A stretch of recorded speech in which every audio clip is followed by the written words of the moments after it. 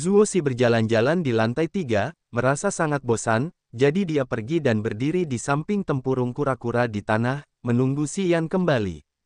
Setelah setengah jam, Xian perlahan menaiki tangga. Mengenakan pakaian panjang berwarna hijau muda, dia tampak cukup tampan. Namun Zuoxi hanya meliriknya sekali, lalu mengalihkan pandangannya, dan terus menatap cangkang kura-kura itu. Dia berkata, jika sudah selesai, mari kita lihat dengan cepat, aku sudah menunggu begitu lama. Zuoxi telah melihat banyak pria menarik, dan semua pria dari keluarga Zuo tampan. Jadi, Zuoxi hampir kebal terhadap semua tipe pria tampan. Gadis, kau terbiasa membuat orang menunggumu, bukan?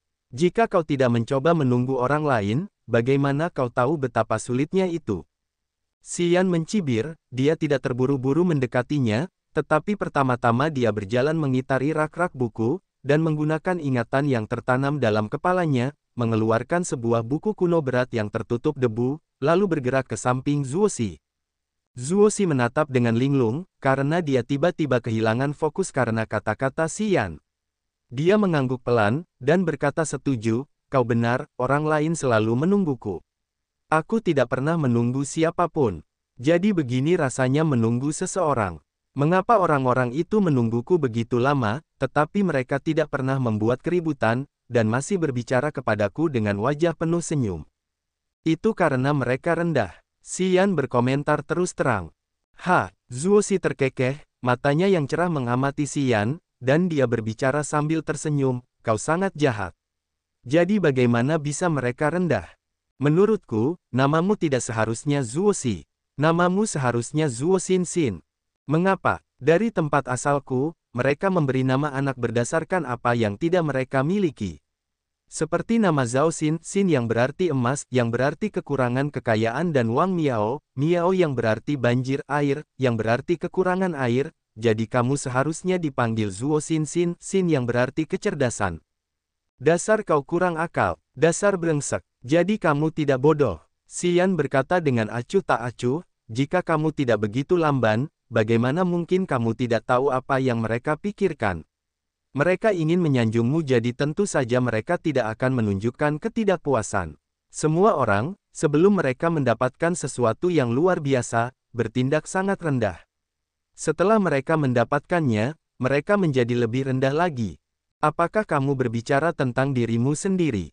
Mata Zuoxi berbinar, dan dia tersenyum saat menatapnya.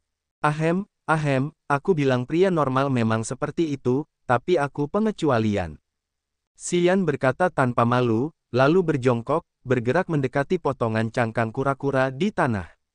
Dengan satu tangan, ia dengan cepat membalik-balik halaman buku kuno yang tebal itu. Setiap kali ia membalik ke halaman tertentu, ia akan berhenti, jarinya menunjuk ke karakter kuno tertentu. Di bagian belakang cangkang kura-kura seukuran baskom, selain pola moir kuno yang rumit, sebenarnya terdapat 8 karakter kuno seukuran bibir. 8 karakter kuno itu tampaknya tidak tampak seperti diukir dengan paksa, sebaliknya mereka tampak seperti terbentuk secara alami oleh pola moir pada cangkang kura-kura, itu luar biasa ajaib. 8 karakter kuno tersebut tersusun dalam 2 baris dan setiap karakter berukuran hampir sama, serta mengeluarkan rasa dingin ketika disentuh. Xian meraba permukaan setiap karakter dengan tangan kirinya, tangan kanannya terus-menerus membolak-balik buku kuno di tangannya. Kadang-kadang dia mengernyitkan alisnya sambil berpikir, di waktu lain, matanya akan berbinar dan senyum akan muncul di sudut bibirnya, seolah-olah dia telah mencapai suatu pemahaman. Dia asyik menguraikan karakter-karakter kuno pada cangkang kura-kura itu. Sefokus apapun dia, sepertinya dia tidak menyadari ada seorang gadis muda cantik di dekatnya. Sosok mungil Zuoxi berlutut, wajah halusnya menunjuk ke arahnya, senantiasa memperhatikan perubahan ekspresi di wajah Xian.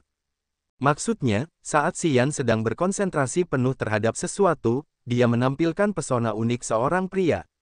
Zuoxi agak mengagumi dedikasi terkonsentrasi semacam ini, dan dia mengangguk diam-diam dalam benaknya, berpikir, meskipun dia memiliki sikap yang besar, dan banyak mengomel, ketika mengerjakan sesuatu, dia cukup serius tentang hal itu. Gemerisik. Di ruangan yang sunyi itu, hanya terdengar suara Xian yang sedang membalik-balik bukunya dengan cepat. Zuoxi diam-diam berlutut di sampingnya, tidak menyela. Setelah beberapa lama, Si Yan tiba-tiba menutup buku di tangannya dan berkata dengan wajah serius, "Selesai." Apa arti dari 8 karakter ini? Mata Zuoxi berbinar, dan dia bertanya dengan gembira. Zirah Penyu Naga, Kitab Suci Basal, teriak Si Yan dengan suara berat.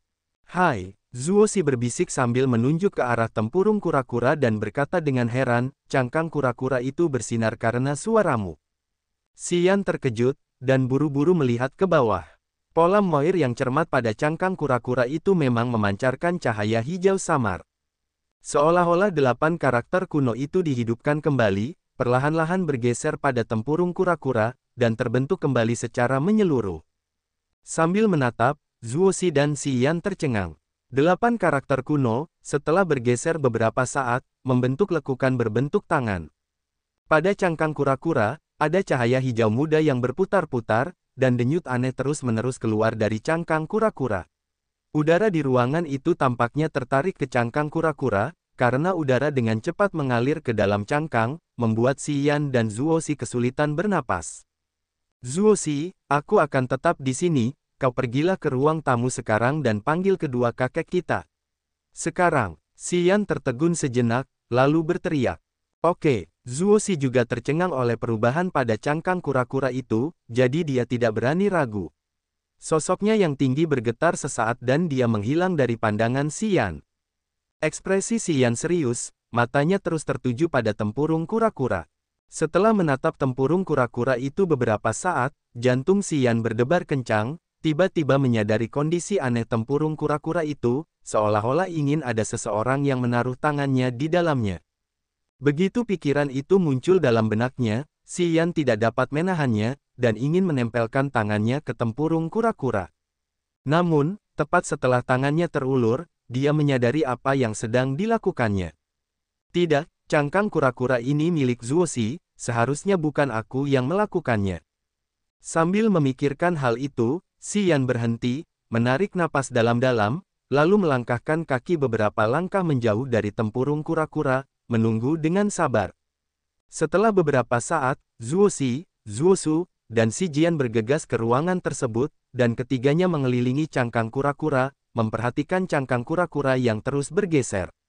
Jadi beginilah yang terjadi. Si Yan menjelaskan situasinya secara singkat, lalu berkata, jejak tangan yang terlihat pada cangkang kura-kura itu seharusnya menjadi kunci untuk membukanya. Letakkan saja tanganmu di atasnya dan kau akan dapat mengetahui rahasia cangkang kura-kura itu. Karena si kecil yang membawanya, aku tidak akan mengacaukannya. Mungkinkah itu berbahaya? Zuosu bertanya-tanya. Pada saat ini, dia sedikit tidak yakin apa yang harus dilakukan. Aku tidak tahu. Si Yan menggelengkan kepalanya, dan dia ragu sejenak, lalu menyatakan pikirannya, alasan mengapa aku memanggil kalian semua adalah karena aku tidak tahu apakah itu berbahaya atau tidak. Karena kalian semua ada di sini, bahkan jika cangkang kura-kura itu ternyata berbahaya, kalian akan dapat menghentikannya. Jadi maksudmu kita bisa mencobanya? Mata Zuosu berbinar. Dragon Turtle Armor dan Basalt Scriptures jelas berhubungan dengan harta karun rahasia dan keterampilan bela diri, jadi tidak heran keduanya menarik perhatian Zuosu. Tentu saja kita bisa mencobanya. Si Yan menyeringai, dan berkata dengan ringan, Kakek Zuo, jika kamu khawatir tentang Xiao Xi, aku bisa melakukannya untuknya, bagaimana? Aku akan melakukannya. Zuoxi mendengar apa yang dikatakan Si Yan, dan tanpa menanyakan pendapat Zuosu, mengulurkan tangannya yang berkilau dan menekannya ke lekukan yang dalam di tempurung kura-kura. Ledakan. Suara ledakan pelan terdengar dari dalam tempurung kura-kura. 5 jarum tipis melesat keluar dan menancap ke 5 jari Zuoxi yang ditaruh di lekukan itu. Darah merah cerah langsung menetes dari jari-jari Zuoxi. Seperti batu rubi, darah itu menggelinding di lekukan seolah-olah padat, dan akhirnya diserap oleh cangkang kura-kura. Cahaya hijau terang tiba-tiba keluar dari tempurung kura-kura, dan cahaya hijau yang menyala-nyala itu menyilaukan mata semua orang. Simbol-simbol kuno aneh yang terbentuk oleh cahaya hijau itu tiba-tiba terbang keluar, menyusuri lengan Zuoxi, dan langsung terbang menuju kepalanya. Catatan TL, gambar fragmen, dari bab sebelumnya sekarang diperbaiki menjadi peta fragmen. Di Menara Batu, Zuo Su dan Si Jian tampak serius, mata mereka berkilauan diterpa cahaya, saat mereka menatap tajam ke arah Zuo Si, yang tengah menekan satu tangan pada tempurung kura-kura. Sebagai kepala keluarga Zuo, Zuo Su benar-benar merasa bersemangat, jari-jarinya terus mengepal, dan sudut bibirnya sesekali berkedut. Zuo Si adalah harapan masa depan bagi keluarga Zuo. Apakah keluarga Zuo dapat bangkit dan berkuasa di masa depan, dan apakah mereka dapat mempertahankan status mereka di dunia bisnis, semuanya terkait langsung dengan seberapa kuat Zuo Si nantinya. Jika Zuo Si menjadi kuat, keluarga Zuo akan tetap memiliki pengaruh yang kuat.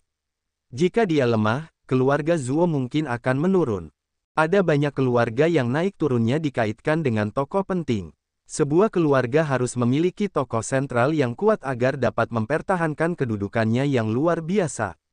Alasan mengapa Bei Mingsang menempatkan Yin Kui dan Jiu San di dekat Bei Mingche adalah untuk mencegah terjadinya hal buruk apapun pada Bei Mingche sebelum ia menjadi kuat. Tujuan utama mereka adalah kemakmuran keluarga di masa depan. Si Yan tampak acuh tak acuh, dan pada saat ini, dia diam-diam mengamati reaksi Zuo Su.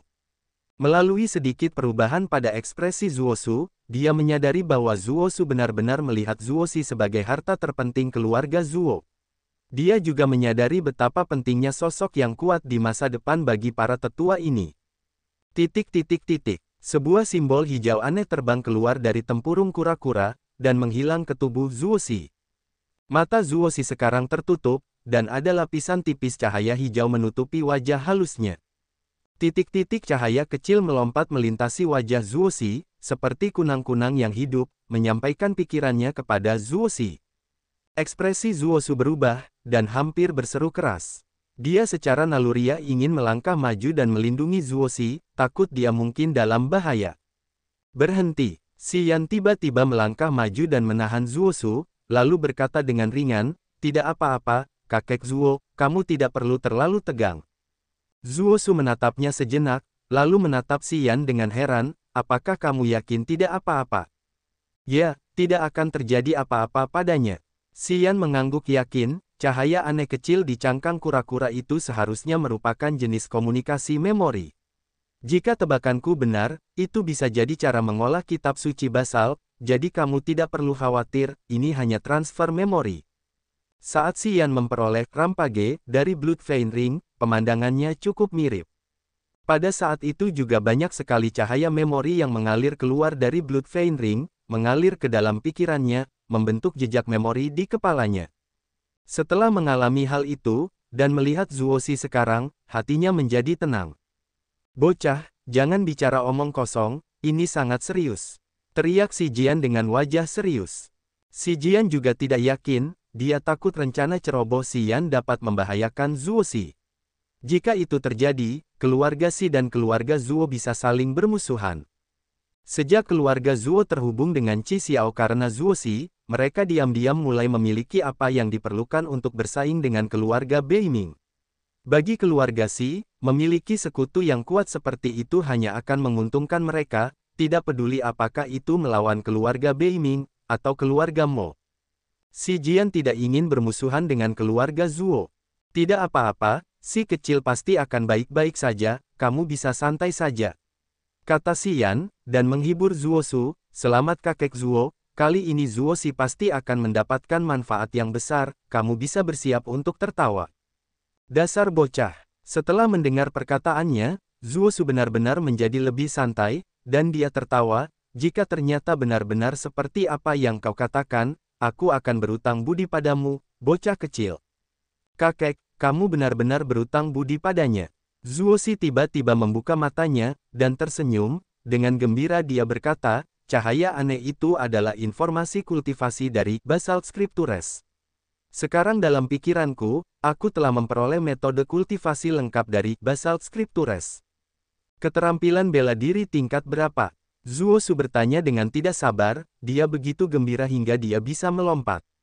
Sambil menggelengkan kepalanya, Zuo Si berkata, "Aku tidak tahu. Yang kumiliki hanyalah metode kultivasi kitab suci basalt dan tidak disebutkan tingkat keterampilan bela diri apa itu." Tulisan pada cangkang kura-kura itu sangat kuno. Ini seharusnya adalah keterampilan bela diri yang dikembangkan oleh para prajurit prasejarah. Pada saat yang sama, keterampilan mereka tidak diurutkan secara cermat seperti keterampilan kita. Xian tersenyum, dan dengan santai menjelaskan, tetapi keterampilan bela diri pada waktu itu jauh lebih misterius daripada yang kita miliki sekarang. Kali ini Xiaoxi benar-benar beruntung. Haha, Zuosu tertawa, menepuk bahu Xian dengan gembira, dan berkata, dasar bocah nakal, aku jadi suka padamu. Keluarga Si punya anak pintar sepertimu. Ngapain khawatir naik ke tampuk kekuasaan di masa depan? Mata si Jian berbinar, dia melirik Zuosi. Memikirkan sesuatu, wajahnya pun berubah menjadi senyum. Retak-retak-retak. Begitu Zuosi mengeluarkan tangannya dari tempurung kura-kura, tempurung itu retak dan pecah menjadi beberapa bagian baju kura-kura. Potongan-potongan baju zirah kura-kura ini menjadi sangat tipis, dan bersinar dengan cahaya hijau yang aneh. Salah satu potongannya berbentuk kepala naga, dan potongan lainnya berbentuk ekor naga. Mereka tampak seperti sepasang baju zirah bahu, dan sangat aneh. Di tengah baju zirah itu, ada 3 pil obat seukuran buah kenari, bersinar dengan cahaya hijau. Pil-pil ini berbentuk seperti kura-kura naga yang konyol, dengan kepala naga dan tubuh kura-kura, seolah-olah masih hidup. Aroma obat yang menyegarkan tercium dari ketiga pil itu. Aromanya sangat kuat. Hanya dengan menghirupnya sedikit saja, semua orang tiba-tiba merasa waspada. Ketiga ini adalah pil penyu naga, yang dibuat khusus untuk digunakan dalam kultivasi Basalt Scriptures. Set baju zirah ini adalah baju zirah penyu naga, konon katanya baju zirah ini memiliki kemampuan pertahanan yang sangat kuat. Zuosi meraih 3 pil penyu naga dan mengantongi semuanya, lalu berkata, saat kultivasi Basalt Scriptures aku akan membutuhkan pil penyu naga. 3 pil ini cukup untuk membantuku mengembangkan keterampilan ini. Ekspresi Zuosu menjadi lebih cerah, dia bertepuk tangan dan tertawa kegirangan. Si Jian lah yang sebenarnya merasa sedikit lesu. Dia melihat Zuosi meminum semua pil penyu naga, mengerutkan bibirnya, dia akhirnya tidak bisa menahan diri untuk bergumam, Xian juga membantu. Dia boleh memiliki Dragon Turtle Armor. Zuosi dengan ringan menendang set armor itu ke tanah, dengan menggemaskan dia mengerutkan alisnya, dan terkekeh, aku tidak ingin memakai turtle shell yang berat ini. Ambil saja sesukamu. Si Jian tersentak dan menatap Xian dengan tidak sabar, mendesaknya untuk mengambil armor penyu naga. Apakah boleh melakukan itu? Semuanya sudah lengkap. Zuosu menggertakkan giginya, tampak enggan. Meskipun dia menyukai Xian, dia tetap tidak ingin memberikan Dragon Turtle Armor. Xian berdiri diam dan menggelengkan kepalanya, aku tidak menginginkannya, martial spirit keluarga Si mengkhususkan diri dalam pertahanan, aku tidak perlu menderita dengan set armor penyu yang berat ini.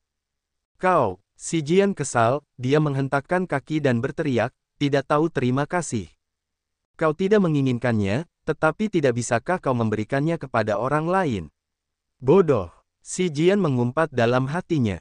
Wah, aku suka padamu. Zuosu tertawa, dan menggoyangkan alisnya ke arah si Jian, bukannya aku tidak mau menyerah, tapi Xian sendiri yang menolak tawaran itu. Sekarang kau tidak bisa menyalahkanku untuk ini, katanya, dan segera mengambil potongan-potongan cangkang kura-kura itu, senyumnya semakin lebar. Kakek, jika kakek mengenakan baju zirah penyu naga ini, aku yakin kakek akan terlihat seperti kura-kura besar. Apakah kakek ingin mencobanya? Zuosi terkekeh. Ya, gadis itu benar, saudara Zuo, mengapa tidak mencobanya? Si Jian berkata dengan sangat senang, dan diam-diam merasa senang. Tidak sopan, dasar bocah, omong kosong macam apa yang kau bicarakan. Wajah Zuosu menjadi gelap, dia melotot ke arah Zuosi, jika kau terus bicara omong kosong seperti itu, lain kali aku tidak akan menjemputmu dari Gunung Awan, dan kau bisa mati karena bosan di tempat Qi Xiao. Aku tidak akan melakukannya lagi. Zuosi menjulurkan lidahnya dan bersikap pengecut. Ahem, adik, baiklah kalau begitu, kita harus berangkat. Zuosu tersenyum menatap si Jian, dan berkata, jangan khawatir, orang-orang dari keluarga kita akan berjaga di hutan gelap. Jika ada berita tentang Karu, aku akan mengirim orang untuk memberitahumu. Begitu juga dengan kalian, hubungi kami jika ada sesuatu yang terjadi. Tentu saja, aku tidak percaya sosok sekecil Master Karu bisa mencuri peta harta karun Musun.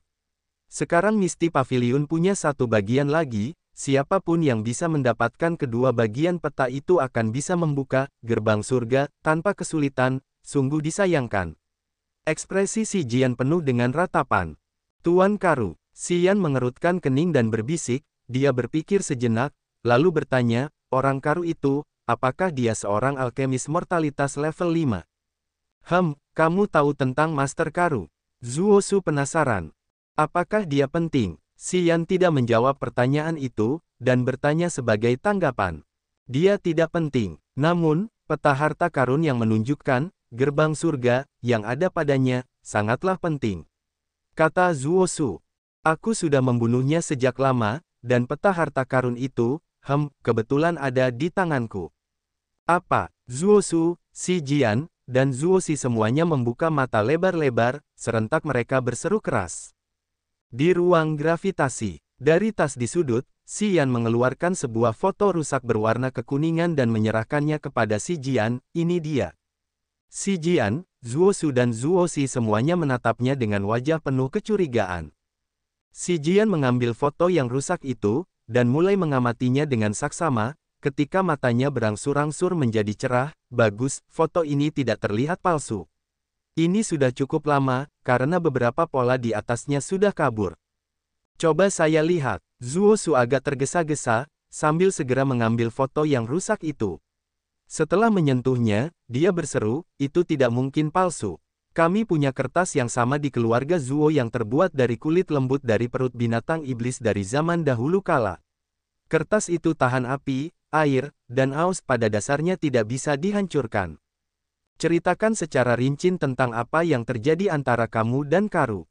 Dan berapa banyak orang yang tahu tentang ini. Si Jian tampak kaku saat dia menarik napas dalam-dalam, tetapi dia tidak bisa menyembunyikan kebahagiaan di matanya. Dasar orang aneh, aneh sekali. Mata indah Zuosi juga tertuju pada Xian. Dia semakin tertarik padanya. Yah, ini masalahnya. Xian menyadari keseriusan hal itu setelah melihat reaksi si Jian dan Zuosu, oleh karena itu, ia segera menjelaskan bagaimana ia mendapatkan foto itu dan bagaimana ia melarikan diri dari gua kuno tersebut. Jadi keluarga Mo juga tahu tentang itu. Wajah Zuosu berubah. Setelah jeda, dia mencibir, tidak heran orang-orang dari keluarga Mo masih berkeliaran di kota sunyi. Mereka pasti mencarimu. Keluarga Mo. Si Jian menggerutu dan berkata dengan marah, syukurlah Xian baik-baik saja. Jika dia terluka oleh mereka, aku akan menghancurkan Mo Tuo bahkan dengan mengorbankan diriku sendiri. Keluarga Mo telah melakukan terlalu banyak hal jahat. Mereka akan memandang rendah keluarga Si jika kita tidak segera memberi mereka pelajaran. Mu Yudai dan Diyalan dibawa pergi oleh Bei Mingche, dan mereka tidak tahu siapa dirimu. Setelah berpikir sejenak, Zuosu bertanya lagi. Tidak peduli apakah itu Mu Yudai, Diyalan, atau orang-orang dari keluarga Mo, tidak ada yang tahu siapa aku. Aku memberi tahu kedua gadis itu bahwa namaku adalah Ding Yan. Anak baik, berhati-hatilah. Kalau tidak, akan sangat sulit. Puji Zuosu. Sekarang setelah kita mendapatkan separuh gambar ini, kita harus mendapatkan separuh lainnya. Si Jian berkata dengan tegas kepada Zuosu, saudara Zuo, kita bisa mengambil risiko. Begitu kita mendapatkan separuh gambar lainnya dari paviliun berkabut, kita berdua bisa membuka gerbang langit dan memasuki wilayah dewa untuk mencari harta karun. Sambil menyipitkan matanya yang berkedip-kedip terang, Zuosu tenggelam dalam pikirannya. Ia kemudian berkata, ada banyak ahli di paviliun berkabut. Kita harus membuat rencana yang bagus jika ingin mengambil gambar dari mereka. Ia menambahkan setelah jeda, saya akan segera menulis surat kepada Qi Xiao dan meminta seekor elang untuk membawanya ke Gunung Awan. Qi Xiao berada di alam langit. Kita akan lebih aman jika ia ada di sini bersama kita. Lagi pula, lelaki tua Bei Mingsang itu juga sangat menginginkan foto itu, dan sudah berencana untuk mendapatkannya. Hebat, peluang kita menang lebih besar jika Qi Xiao juga ikut. Si Jian gembira. Qi Xiao adalah guru Zuosi, dan dekat dengan keluarga Zuo. Sebagai seorang prajurit alam langit, dia dapat banyak membantu begitu dia datang ke kota Tianyun dan bersekutu dengan kedua keluarga tersebut. Zuo Sue tidak takut Qi Xiao akan menyimpan rahasia gerbang langit untuk dirinya sendiri. Meskipun ada banyak harta karun di wilayah dewa, hal ini juga disertai dengan bahaya yang luar biasa.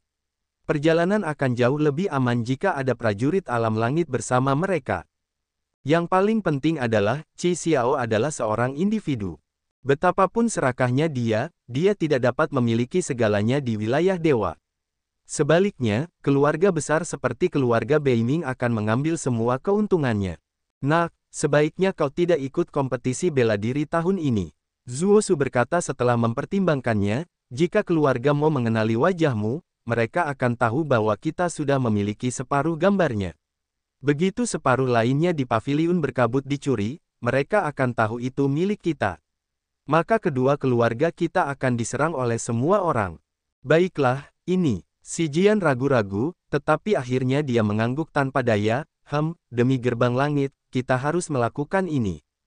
Tidak juga, dia bisa mengikuti kompetisi bela diri begitu dia mengubah penampilannya. Tidak ada seorang pun dari keluarga Mo yang pernah melihatnya sebelumnya. Ubah saja wajahnya, siapa yang tahu bahwa dia adalah anak laki-laki yang membunuh Karu? Zuo Si menyarankan sambil tersenyum lebar, mengedipkan matanya.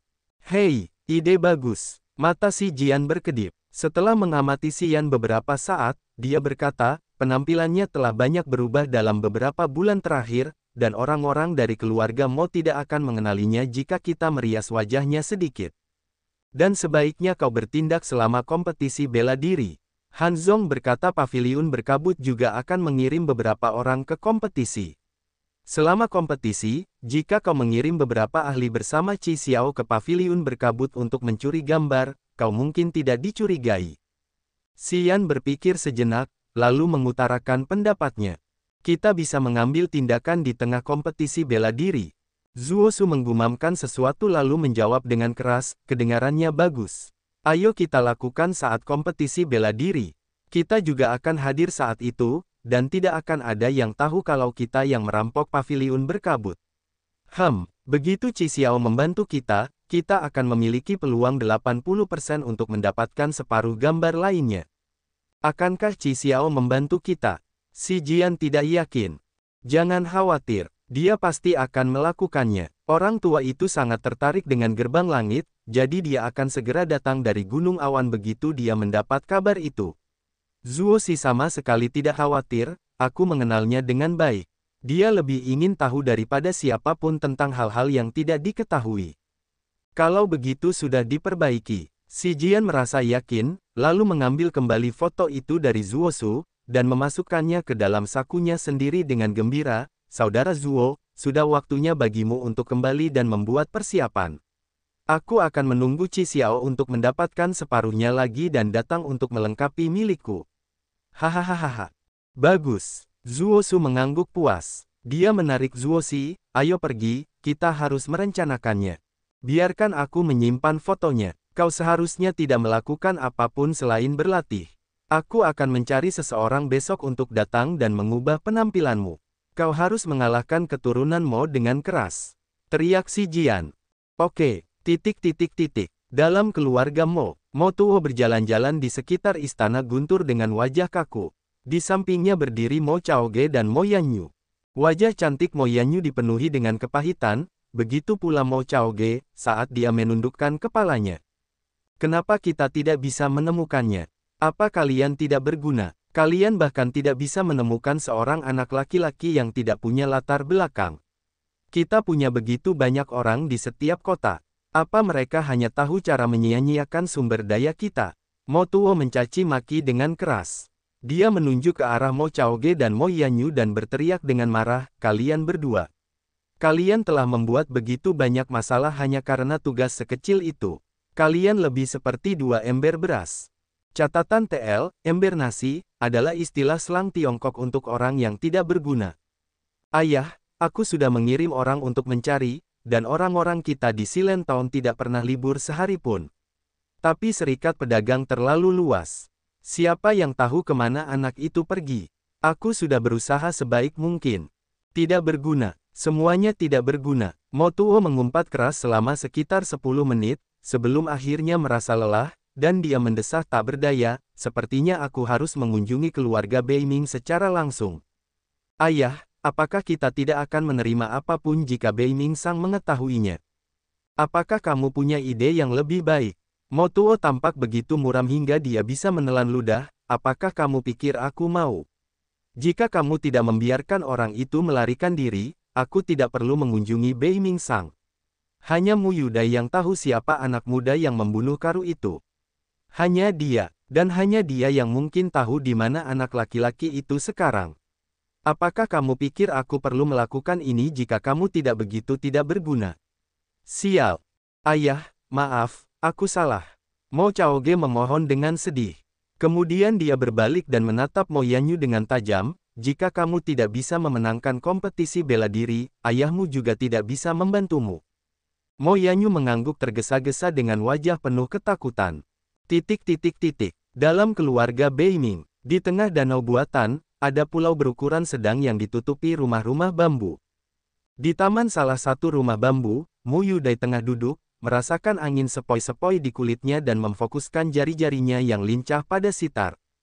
Alunan sitar yang merdu beriak perlahan, menarik burung-burung di danau jernih, yang berkumpul di taman dan lupa pergi. Dialan berada di lapangan latihan di taman lain. Dengan pedang panjang di tangannya yang menyemburkan api, dia berlatih dengan keterampilan bela diri tertentu. Sosoknya yang seksi memancarkan pesona yang memabukkan di bawah sinar matahari. Di tepi danau, setiap prajurit yang lewat akan berhenti dan menatap pulau itu dengan mata penuh semangat dan wajah yang terpesona. Kakak Lan, bagaimana dengan pedang awan api ini? Setelah memainkan musik, Mu Yudai menghampiri Dialan sambil tersenyum lebar. Keluarga Beiming dikenal karena keahliannya dalam membuat senjata. Bahkan di Kekaisaran Api kita, tidak ada yang lebih ahli dalam hal itu daripada keluarga Beiming. Pedang awan api adalah senjata tingkat misteri, yang benar-benar dapat membantuku melepaskan semua kekuatanku jika disertai dengan formula awan api. Lebih khusus lagi, pedang itu dapat menahan api dari api sihir biru milikku. Pedang itu benar-benar bagus. Dialan mengangguk. Rupanya dia sangat puas dengan senjata barunya. Jadi, apakah kamu masih menyesal ikut denganku? Sayang, Dialan menggelengkan kepalanya dan sebuah gambaran muncul lagi di benaknya. Dia tersenyum tipis, tidak ada gunanya mengatakan hal-hal ini sekarang. Aku khawatir aku tidak akan melihatnya lagi dalam kehidupan ini. Demi balas dendam, demi kemakmuran keluarga kita, aku harus melakukan ini. Hanya saja, tidak bisa. Tidak bisa melupakannya. Ya, terkadang, aku juga merindukannya. Mu Yudai juga mendesah, aku merasa berutang padanya. Tapi apa yang bisa kita lakukan? Kita hanyalah dua gadis yang telah kehilangan keluarga dan dibebani dengan misi berat. Kita harus realistis dan memilih partai yang kuat. Atau kita akan menghabiskan seluruh hidup kita sebagai rakyat jelata dan menjalani kehidupan yang membosankan.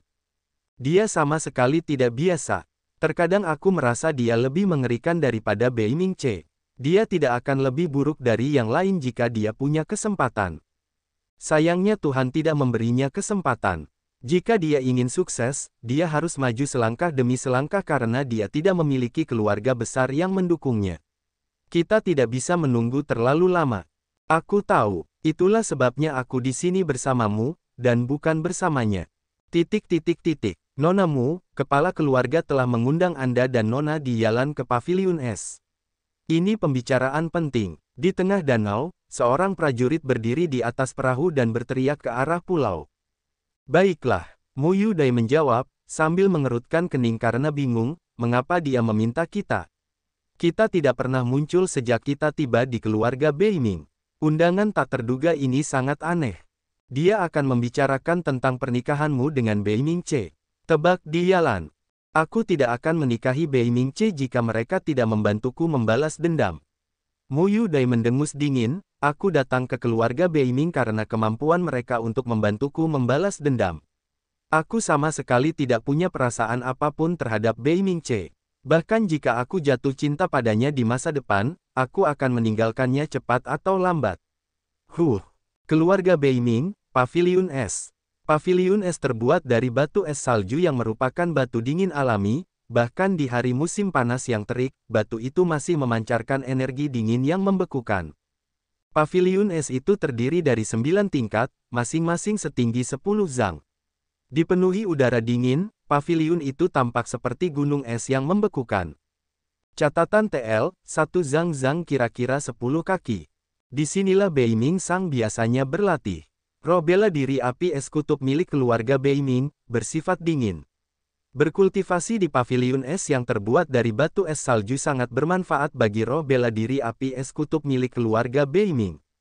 Biasanya, kecuali menenangkan dirinya dengan harta rahasia, Beiming Sang tidak akan pernah meninggalkan paviliun es. Setiap orang yang ingin bertemu kepala keluarga Beiming harus menahan energi dingin paviliun es untuk dapat melihatnya. Beiming Sang tidak akan pernah memperhitungkan perasaan orang lain, dia hanya akan membuat orang lain mengakomodasinya. Saat Anda naik level di paviliun es, energi dinginnya semakin parah, bahkan saat putra-putra biasa dari keluarga Beiming datang berkunjung, mereka hanya akan menunggu di level ketiga atau keempat. Jika mereka terus naik, tubuh mereka akan kewalahan. Tingkat 6 paviliun es. Di tengah pilar-pilar es yang tegak, duduklah Beiming Sang yang besar, tubuhnya diselimuti oleh energi dingin yang masih ada. Di pilar-pilar es tingkat ke-6, api es yang aneh menyala terang, membuat energi beku itu semakin dingin hingga ke tulang. Motuo mengerutkan alisnya, dan berdiri di seberang Beiming Sang. Di sebelahnya adalah Beiming Ce yang tampan. Yin Kui dan Jiusan bagaikan dua bayangan mengerikan, duduk di balik dua pilar es. Mereka menundukkan kepala, seolah-olah sudah tertidur. Dipimpin oleh salah satu prajurit di paviliun es, Mu Yudai dan Diyalan memasuki tingkat ke-6 paviliun es. Energi dingin pada level ini memiliki kekuatan 2 kali lipat dari level ke-5. Kedua gadis itu melangkah ke tingkat ke-6, dan tubuh halus mereka bergetar, seakan-akan melangkah ke dalam lubang es, sementara anggota tubuh mereka perlahan mulai menegang. Kau di sini. Beiming Ce melangkah maju, dan melirik Mu Yudai dengan penuh arti, ini kakekku, dan ini adalah kepala keluarga Mo. Wajah Mu Yudai dan Diyalan berubah bersamaan, mereka berdua menatap Motuo, ekspresi mereka menjadi kaku seperti batu. Kematian Luo Hao dan Hulong dijelaskan dengan sangat jelas. Selain campur tangan Bernard dan utusan bulan sabit dari dunia kegelapan, ada juga sambaran petir dari langit. Setelah kedua gadis itu melihat Mo Chaoge, mereka tahu bahwa Mo Chaoge pasti ada hubungannya dengan kematian Luo Hao. Sayangnya keluarga Mo memegang kekuasaan yang besar di Serikat Pedagang, dan mereka juga memiliki hubungan dengan keluarga Beiming. Ketika Beiming Ce hanya berteriak pada Mo Chaoge untuk pergi, dia jelas tidak ingin terlibat dalam situasi sulit dengan keluarga Mo, dan dia tidak berniat membela gadis-gadis itu. Sekarang mereka tiba-tiba bertemu dengan kepala keluarga Mo bersama keluarga Beiming, Mu Yudai dan Diyalan merasa tidak senang. Namun, di hadapan Beiming Sang, tidak ada yang bisa mereka lakukan, jadi mereka hanya merajuk dalam diam. Senang bertemu denganmu, kakek Sang. Mu Yudai dan Diyalan membungkuk pada Beiming Sang, dengan sengaja mengabaikan Motuo. Motuo tampak seperti biasa, dengan senyum tipis di bibirnya, seolah dia sama sekali tidak keberatan dengan pengabaian tersebut. Kudengar kalian berdua berada di hutan gelap, kalian tinggal dengan seorang anak laki-laki untuk sementara waktu. Aku ingin membahas beberapa hal tentang anak laki-laki ini, apakah kalian tahu latar belakangnya? Beiming Sang mengangguk ringan, matanya yang panjang dan tipis tanpa ekspresi, dan bertanya langsung ke intinya. Hati Mu Yudai bergetar, dia ragu-ragu, lalu berkata, hanya seorang prajurit kecil yang tidak berarti, bagaimana kakek Sang bisa tahu tentang orang seperti itu? Dia punya sesuatu yang aku inginkan. Beiming Sang mengerutkan alisnya, dan berkata, apakah kamu tahu dari mana dia berasal? Sambil menggelengkan kepalanya, Mu Yudai menjawab, aku tidak tahu, kami bertemu dengannya di sepanjang jalan. Kami bepergian bersama karena kami takut binatang buas membunuh orang. Mengenai latar belakang orang ini, aku tidak tahu. Yang ku tahu namanya Ding Yan, kurasa dia prajurit biasa dari Serikat Pedagang. Ding Yan, Beiming Sang mengangguk, lalu berhenti sejenak dan berkata, apakah kau tahu dari kota mana dia berasal, atau daerah mana yang dia kunjungi? Aku tidak tahu. Mu Yudai menggelengkan kepalanya lagi. Beiming Sang tiba-tiba terdiam, setelah beberapa saat, dia berbicara dengan lemah, baiklah, tidak ada yang lain. Sebentar lagi, kompetisi bela diri akan diadakan. Kalian berdua dan C harus pergi dan menonton. Jika kalian tinggal di sini sepanjang waktu, kurasa kalian semua akan bosan. Kakekmu dan aku memiliki persahabatan di masa lalu, dan sekarang setelah dia pergi, tentu saja aku akan menjagamu. Jangan khawatir, orang-orang dari dunia kegelapan tidak dapat menyentuhmu di serikat pedagang ini. Terima kasih, kakek Sang. Mata Mu Yudai berkaca-kaca, suaranya terisak pelan, setiap kali aku memikirkan apa yang terjadi pada keluarga kita, aku ingin membakar orang-orang itu hidup-hidup.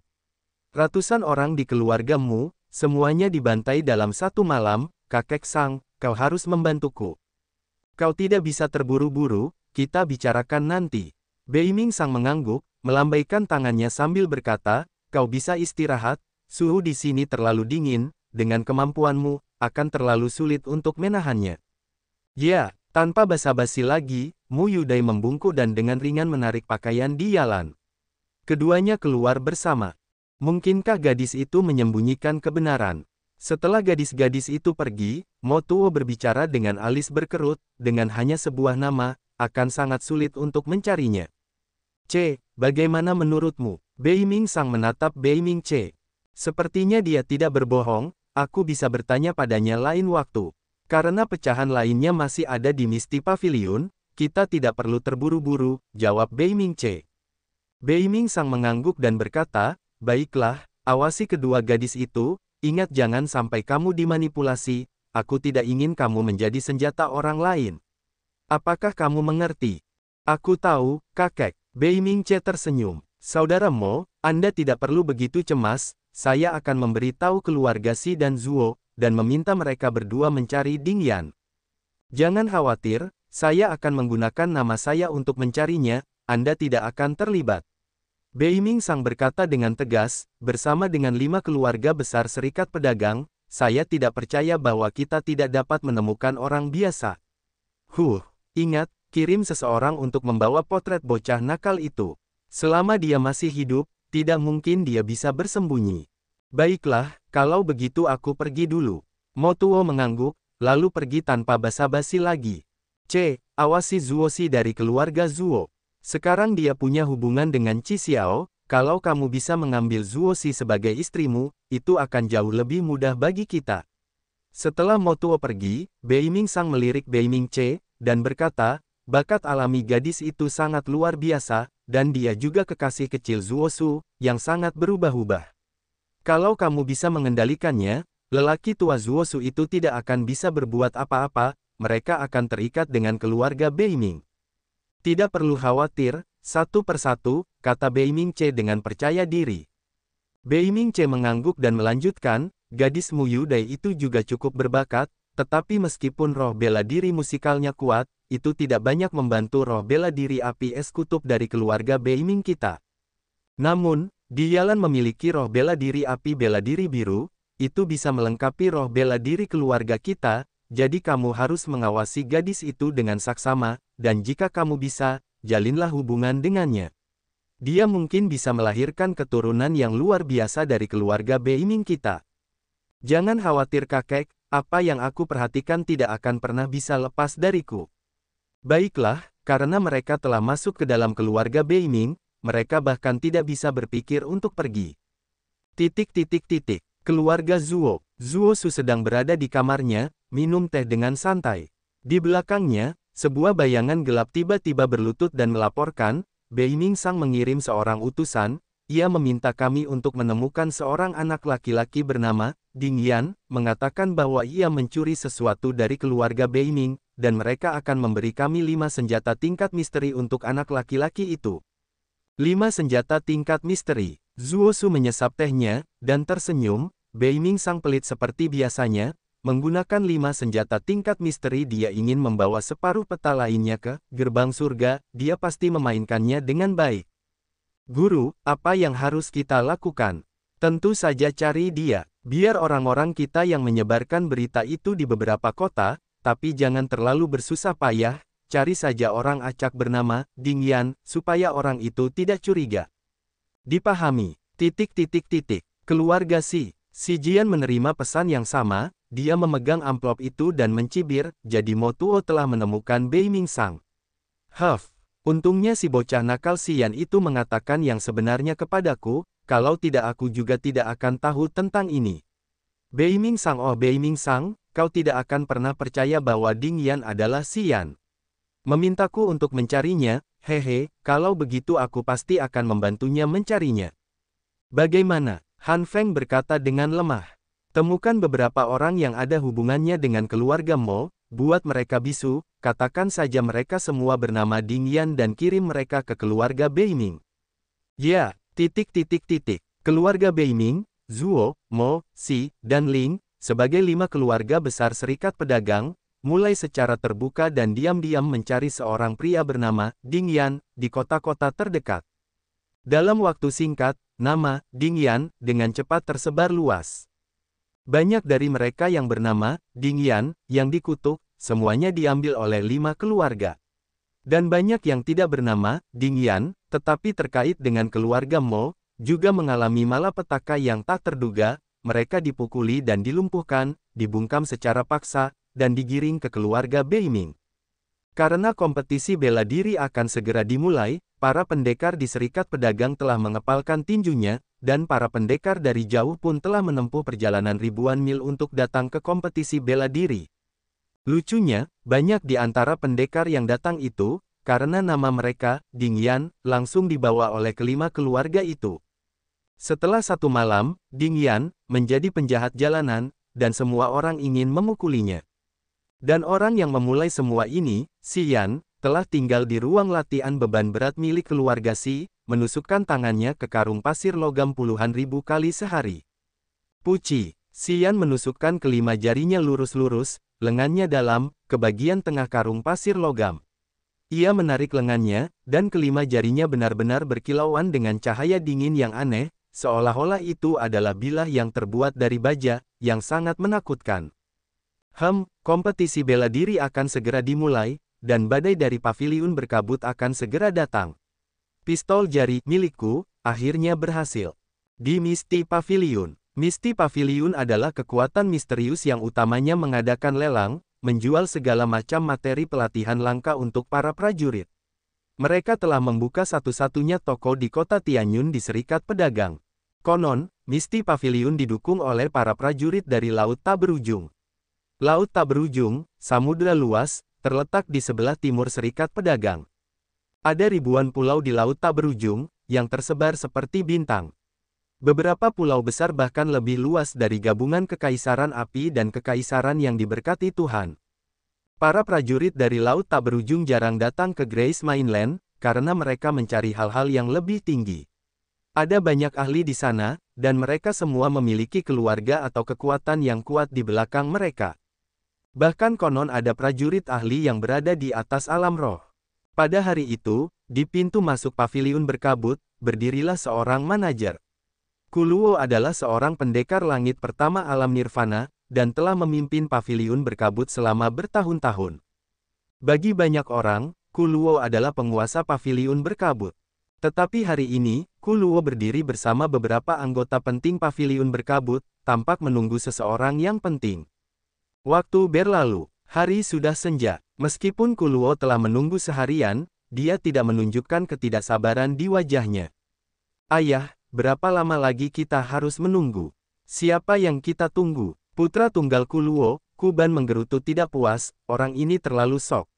Dia membuat kita menunggu begitu lama. Nak, kamu lahir di Serikat Pedagang, jadi kamu tidak tahu seberapa besar dunia ini. Jangan berpikir bahwa keluarga Bei Ming adalah keluarga terbesar di daratan. Dibandingkan dengan keluarga terkemuka di Laut Tak Berujung, keluarga Bei Ming tidak ada apa-apanya. Kuluo menatap putranya dan berkata dengan dingin, aku dari Laut Tak Berujung. Dan keluarga Sialah yang mengirimku ke sini untuk mengambil alih paviliun berkabut. Orang yang kita tunggu adalah Xia Xinyan dari keluarga Xia. Dia adalah guruku. Jika bukan karena peta gerbang langit yang terfragmentasi, dia bahkan tidak akan menghabiskan waktunya yang berharga untuk mengunjungi kita dari jarak ribuan mil. Ayah, bukankah kita berada di pusat Grace Mainland? Kuban tertegun. Setelah beberapa lama, dia bertanya dengan heran. Di sini, pusat Grace Mainland. Kuluo mencibir sambil menggelengkan kepalanya, Kekaisaran Api, kekaisaran yang diberkati Tuhan, dan serikat pedagang berada di pinggiran Grace Mainland. Bagaimana mereka bisa berada di pusatnya? Ingat, Grace Mainland jauh lebih luas dari yang kau bayangkan. Nah, yang disebut ahli di sini, hanya dianggap sebagai prajurit tingkat rendah di luar negeri ini. Apa? Kuban tidak percaya dengan apa yang didengarnya. Saat matahari perlahan memudar, bulan muncul di langit yang gelap. Di bawah sinar bulan yang terang, Kuban masih menunggu dengan sabar. Pada tengah malam, 3 bayangan muncul dari jalan panjang. Di bawah lentera merah di pinggir jalan, ketiga bayangan itu tampak bagaikan hantu mengerikan, bergoyang menyeramkan. Mereka di sini. Dengar, jangan bicara sepatah kata pun. Kuluo berkata dengan suara pelan. Orang yang berjalan di depan adalah seorang wanita ramping yang mengenakan gaun hitam dan topi bambu lebar, sehingga wajahnya tidak terlihat. Di samping wanita itu ada 2 pria raksasa yang tingginya sekitar 2 meter, dan tampak persis sama, mereka kembar. Kedua pria besar yang menyerupai menara itu berkulit gelap dan memiliki aura maskulin, tetapi mereka bergerak sangat cepat, sehingga memberi kesan bahwa mereka tidak memiliki berat apapun. Nona, Anda akhirnya tiba. Kuluo membungkuk dan berkata dengan hormat, Kuluo telah menunggu Anda untuk waktu yang lama. Ayo masuk dulu. Suara merdu terdengar dari balik topi bambu. Wanita itu tidak menyia-nyiakan sepatah kata pun, saat tubuh rampingnya melewati Kuluo, dan langsung menuju ke dalam Misty Pavilion. Kelihatannya dia bisa menjadi tuan dimanapun dia berada. Ya, Nona, Kuluo mengangguk sambil tersenyum, lalu mengikuti langkahnya, merasa lega. Di taman dalam Misty Pavilion, di ruangan yang tenang, para wanita bergaun hitam itu duduk di kursi di tengah ruangan, yang telah dipersiapkan untuk sang guru. Setelah kedua pria besar itu menemukan posisi mereka untuk berdiri di belakangnya, dia melambaikan tangannya, Kuluo tetap di sini. Yang lainnya bubar. Tinggalkan kami sendiri. Kuluo mengumumkan kepada orang-orang itu dengan keras, dan terutama menatap putranya, Kuban. Kuluo adalah manajer paviliun berkabut, jadi setelah pengumumannya, mereka segera meninggalkan ruangan. Kuluo masuk dan memberi hormat kepada wanita itu, lalu dengan cepat mengeluarkan buku catatan dari saku dadanya, menyerahkannya kepada wanita itu dengan kedua tangannya. Ini adalah catatan selama 10 tahun terakhir. Nona, tolong periksa. Baiklah, simpan saja. Aku tidak datang untuk mengambil laporan keuangan. Kemudian dia melambaikan tangannya dengan santai dan melepaskan topi bambu itu. Sebuah wajah yang sangat cantik muncul. Dia mengerutkan kening dengan alisnya yang indah, dan berkata dengan lembut, tunjukkan padaku peta yang terfragmentasi itu. Ya, Kuluo segera mengeluarkan peta gerbang langit yang terfragmentasi dari balik pakaiannya dan menyerahkannya padanya dengan hormat. Xia Xinyan mengambil peta itu dengan jari-jarinya yang bagaikan batu giok, melihatnya sekilas, lalu mengangguk pelan, bagus, dari tampilannya yang lama, peta itu tampaknya asli. Nona, ada juga 3 pil nutrisi dan 1 kristal ajaib darah, yang dikirim oleh keluarga yang abadi melalui strategi kosong. Mereka bilang itu untukmu. Kuluo mengeluarkan benda-benda yang disebutkan sebelumnya dan menyerahkannya dengan hormat kepada Xia Xinyan. Nona, cukup bagi Anda untuk menangani situasi di sini dengan 3 pil nutrisi. Anda akan sangat terluka setiap kali Anda mengoperasikan roh bela diri inkarnasi, tetapi dengan ini, Anda akan baik-baik saja. Yah, keluarga yang benar-benar murah hati dan sok penting. Gerutu Xia, paviliun berkabut bukan milik keluarga Xia secara eksklusif. Keluarga yang juga pemegang saham besar. Mereka bahkan tidak mengirim seorang pun ke sini, tetapi 3 pil nutrisi. Haha, mereka sangat mempercayaiku. Sambil berbicara, Xia Xinyan menyingkirkan 3 pil nutrisi seukuran buah lengkeng merah. Sambil membelai kristal ajaib darah, dia bertanya, bagaimana dengan kristal ajaib darah ini? Keluarga yang telah meminta Anda untuk mencari seseorang. Kepala keluarga Yang Qingdi, mengatakan cucunya Yang Hai masih hidup di tempat ini, seperti yang ia lihat melalui keterampilan pencarian darah.